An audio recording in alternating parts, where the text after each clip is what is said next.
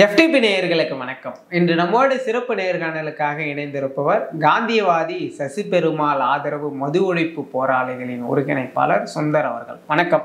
வணக்கம். எப்படி இருக்கீங்க? நல்லா இருக்கிறேன். இந்த போதை மீதான திணிப்பு தொடர்ந்து இருந்துட்டு தானே இருக்கு.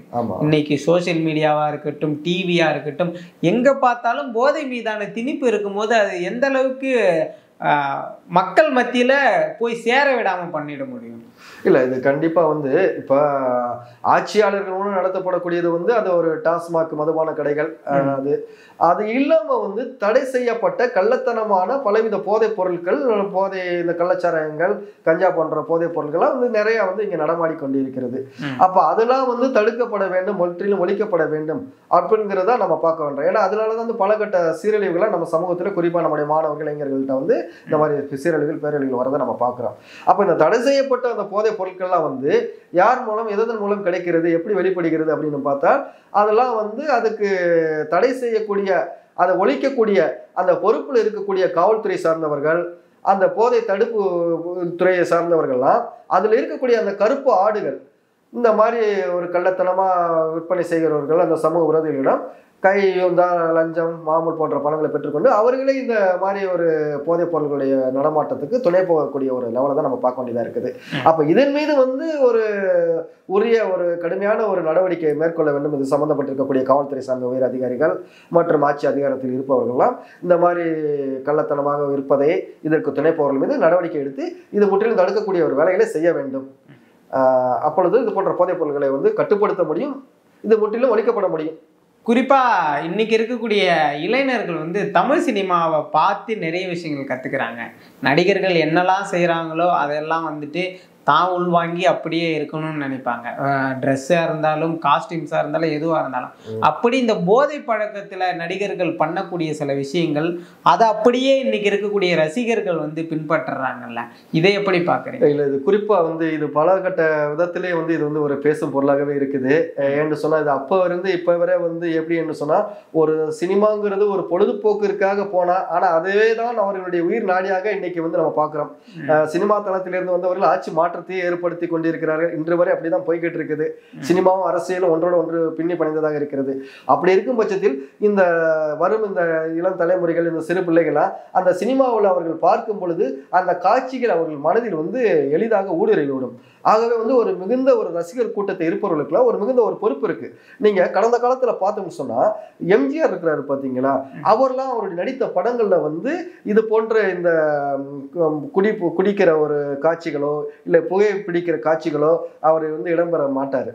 அந்த அவருடைய படத்துல ஏன்னு சொன்னா, நமக்கு ரசிகர்கள் கூட்டங்கள், சிறு பிள்ளைகள் நிறைய பேர் இருக்கிறாங்க, இதை பார்த்து அவர்கள் வழி தவறிடக்கூடாது, கட்டுப்படுத்தக்கூடாது அப்படிங்கிறதுல அவர் ரொம்ப அக்கறை இருந்த ஒரு மனிதர் அப்படிங்கிறத நம்ம சொல்ல பார்க்கலாம். அவர் நடித்த படங்களை பார்க்கலாம்.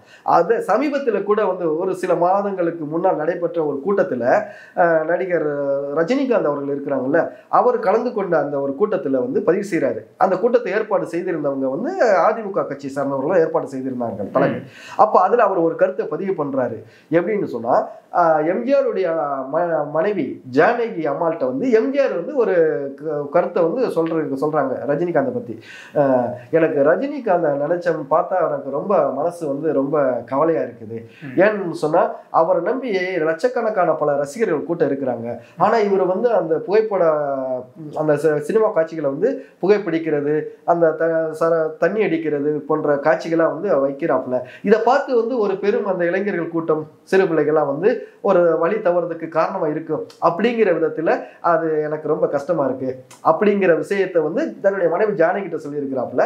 இந்த சம்பவம் ரஜினிகாந்த் அவர்கிட்ட போன பிறகு அவரே இவர் இந்த மாதிரி மீத அவர் வருத்தப்பட்டு இருக்கிறார் அப்படிங்கிறது ரஜினிகாந்த் அவர்களே சொல்லியிருக்கிறாப்புல. அப்ப ரஜினிகாந்த் அவர்களே உடல்நலம் பாதிக்கப்பட்டு வெளிநாடுகளில் போய் அந்த சிகிச்சை எடுத்த பிறகு அவரே சொல்லியிருப்பாரு, என்னுடைய உடல் மோசமா போனதுக்கு காரணம் எனக்கிட்ட இருந்த அந்த சிகரெட்டு பழக்கமும் அந்த குடி பழக்கம் தான். ஆகவே தயவு செய்து இன்றைய இருக்கக்கூடிய அந்த இளைஞர்கள் இதை யாரும் தொடாதீங்க, நான் பட்டு அனுபவப்பட்டதுனால சொல்றேன் அப்படின்னு சொல்லிட்டு நடிகர் ரஜினிகாந்த் சொல்லியிருப்பாரு. ஆனால் கடந்த காலங்களில் அவர் அதை சிந்திக்கக்கூடிய லெவல் கிடையாது. அவரை பார்த்து என்ன சிறு பிள்ளைகள்லாம் அவர் இந்த சிகரெட்டை இப்படி மேலே தூக்கி போட்டு இது பண்றது, இந்த மாதிரி காட்சிகளை இவங்க செஞ்சு பார்ப்பாங்க. நானே சிறு பிராயத்தில் பார்த்துருக்கேன் அவங்க ரசிகர்களாக இருக்கிறவங்க. அப்ப அந்த பொறுப்பு அந்த நடிகர்களுக்கு இருக்குது பாத்தீங்களா, அது கண்டிப்பா இருக்குது. அது போல நடிகர் ரஜினிகாந்தா இருக்கட்டும், அது இன்னைக்கு இருக்கக்கூடிய எவ்வளவு பெரிய நடிகர்களா இருந்தாலும் கூட, இப்ப விஜய் அவர்களா எடுத்துக்கோங்க, இப்ப சமீபத்தில் உதாரணத்துக்கு நம்ம எடுக்கலாம். விஜய், அஜித் இவர்களுக்கெல்லாம் வந்து ஒரு பெரும் கூட்டம் இருக்குது. நடிகர் விஜய், அப்புறம் அஜித், அப்புறம் தனுஷ், அப்புறம் சிம்பு, இவர்களுக்கு ஒரு ரசிகர்கள் கூட்டம் இருக்கிறது அல்லவா? அப்ப இருக்கும்பொழுது அவர்களுக்கு இந்த பொறுப்பு இருக்குது. ஏன்னு சொன்னா ஒரு சிறு பிள்ளைகள்லாம் வந்து அவங்கள பார்த்து வந்து ஒரு மிகப்பெரிய ஒரு அளவரிய ஒரு நம்முடைய ரசிகர் அப்படின்னு சொல்லிக்கிட்டு அவங்கள வந்து தூக்கி வச்சு தோல்ல கொண்டாடுறாங்க. அப்படி இருக்கும் பொழுது இவர்களை எந்த விதத்தில் நாம வந்து பாதுகாக்கப்பட வேண்டும்? ஏனோதானு சொல்லிக்கிட்டு இந்த சமூகத்தை வந்து நம்ம வந்து தள்ளிட்டு போயிடக்கூடாது. என்ன சொல்ல வரீங்க? அப்ப கடந்த காலத்துல கூட வந்து விஜய் எல்லாம் வந்து ஒரு புகைப்பிடிக்கிற வந்து ஒரு காட்சிக்கு வந்து ஒரு ஸ்டில் வந்து வெளியிட்டாங்க பாத்தீங்களா ஒரு படத்துல. அப்ப பல விதத்துல எதிர்ப்பு தெரிவிக்கும் பொழுது வந்து அவர் வந்து அது சரிவர அதுக்குண்டான விதத்துல அவருடைய அணுகுமுறை வெளிப்பாடு சரியில்லை நடிகர் விஜய் அவர்கள். ஏன்னு சொன்னா எண்ணற்ற பல லட்சக்கணக்கான ரசிகர்கள் நமக்கு இருக்கிறாங்க, உலகம் முழுவதும் நமக்கு சார்ந்த ரசிகர்கள் இருக்கிறார்கள். அப்படின்னு இருக்கும்பொழுது அவருக்கு ஒரு மிக முக்கிய பொறுப்பு இந்த இருக்குதா இல்லைங்களா அந்த சமூகத்துக்கு? அப்போ ஒரு மிக முக்கிய பிரபலமான ஒரு நடிகர் அந்த படத்தினுடைய ஒரு ஸ்டில் வந்து வெளியிடும் பொழுதோ, அந்த காட்சி வெளிப்படுத்தும் பொழுதோ, ட்ரெய்லர் வெளியிடும் பொழுதோ அந்த நடிகர்களுடைய பார்வைக்கு போகாமலாம் வந்து இவர்கள் வந்து யாருமே வந்து இயக்குனரோ தயாரிப்பாளரோ வந்து கொள்ளையில கொண்டு வர மாட்டாங்க. அப்ப இந்த சமூகத்தின் மீது, இந்த தலைமுறைகள் மீது அக்கறை இருக்குமானால் இது போன்ற காட்சிகளை வந்து அவர்கள் வந்து வெளியிடுவதற்கு அவர்கள் அனுமதி கொடுத்திருக்க கூடாது. அது காட்சிக்காக வைக்கப்பட்டதுன்னு சொன்னால் வெளியில பப்ளிசிட்டி பண்ணும்பொழுது எதுக்கு வந்து அது ஒரு மிகப்பெரிய ஒரு விளம்பர யுக்தியா வந்து ஒரு தனி ஒரு ஸ்டில் வச்சு அதை போட்டு இது பண்ணணும் அந்த புகைப்பிடிக்கிற அந்த காட்சிகள்லாம்? இதெல்லாம் மிகவும் வந்து ஒரு கண்டிக்கத்தக்கதான ஒரு விஷயம். நீங்க சினிமா மைய ஃபீல்டுல இருந்து கேட்டதுனால அதுல இருந்து நான் சொல்ல வரேன். எம்.ஆர். ராதாரவி நடிகர் இருக்கிறார் பாத்தீங்களா, அதுல ஒரு முற்போக்குவாதி. அவர் வந்து எம்ஜிஆருக்கு அவருக்கு ஒரு நடந்த ஒரு வாக்குவாதத்தில் துப்பாக்கினால சூடப்பட்ட ஒரு சம்பவம், மறுபடியும் அவர் வந்து சிறையிருப்புக்கு போனது எல்லாருக்கும் அறிந்தது. அப்ப அவர் ஒரு முறை அவருடைய தன்னுடைய கருத்தை பதிவு பண்ணியிருப்பாரு. நான் வந்து எம்ஜிஆர் சுடப்பட்ட அந்த சம்பவத்துல 2 மிஸ்டேக் தவறு செஞ்சுட்டேன். ஒரு தவறு, நான் அன்னைக்கு எம்ஜிஆரை பார்க்க போகும்பொழுது இந்த ராமாவரம் தோட்டத்துக்கு குடிச்சிருந்தேன் ஒண்ணு. 2வது கையில வந்து ரிவால்வர் வச்சிருந்தேன், துப்பாக்கி வச்சிருந்தேன். அப்ப இதுல நான் குடிக்காம இருந்திருந்தால் இந்த மாதிரி ஒரு சம்பவம் நடந்திருக்கு வாய்ப்பு இல்லை. இதனால வந்து என்னுடைய சிறையிருப்புல இவ்வளவு காலம் போயிருச்சு, இதனால நான் பல படங்கள் வந்து நடிக்காம பலவித பொருளாதாரத்தை நான் இழக்க வேண்டிய சூழ்நிலை ஆயிருச்சு அப்படின்னு சொல்லிட்டு அவர் வருத்தப்பட்டு அவர் பதிவு பண்ண ஒரு கருத்து இருந்துச்சு. அப்போ ஒரு மனிதனுடைய அந்த குடி அந்த போதை வந்து எந்த அளவுக்கு வந்து தன்னுடைய நிலையை வந்து அவனை வந்து மாற்றி அமைக்குது அப்படிங்கிறதே வந்து அவருடைய கருத்துல இருந்தே நம்ம வந்து எடுத்துக்கலாம். அது போல பிரபல கிரிக்கெட் வீரர் இருக்கிறாரு பாத்தீங்களா, சச்சின் டெண்டுல்கர். அவர் வந்து அவருக்கு உலக அளவுல வந்து ஒரு எண்ணற்ற கோடிக்கணக்கான ரசிகர்கள் உள்ளவர். அப்ப அவர் வந்து ஒரு விளம்பரத்துல நடிப்பதற்காக வந்து ஒரு மதுபான கம்பெனி அவருக்கு வந்து நாடின பொழுது அவர் வந்து அதை மறுத்துட்டாரு. பல கோடிகள் அவருக்கு வந்து பேசியிருக்கிறாங்க, நீங்க இந்த காட்சியில வந்து நீங்க விளம்பரப்படுத்தணும் அப்படின்னு சொல்றதுக்கு. எனக்கு அந்த பழக்கம் கிடையாது. ஆனால் நான் பயன்படுத்த அது தவறு தீங்குன்னு நினைச்ச அந்த ஒரு போதை பொருளை வந்து இந்த சமூகத்தை வந்து சீரழிக்க விதமா மற்ற இளைஞர்களை வந்து நான் வந்து அதை ஊக்குவிக்க விதமா நான் வந்து விளம்பரப்படுத்துவது என்பது அது தவறு. எவ்வளவு பணம் கோடிகள் கொட்டி கொடுத்தாலும் இந்த சமூகத்தை சீரழிக்கக்கூடியதை நான் வந்து ஒரு பொழுதும் நான் வந்து செய்ய மாட்டேன் அப்படின்னு. அப்ப அவருக்கு இந்த பொறுப்பு இருக்கிறதுனால தானே வந்து எவ்வளவு பணம் வந்தாலும் சரி நான் இந்த தொட மாட்டேன், விளம்பரப்படுத்துறதுக்கு நான் வரமாட்டேன் அப்படின்னு அவர் சொல்லியிருக்கிறாரு. அப்ப இது போன்றது வந்து இது போன்ற இந்த நடிகர்களுக்கு இருக்கணுமா இருக்கக்கூடாதுங்களா?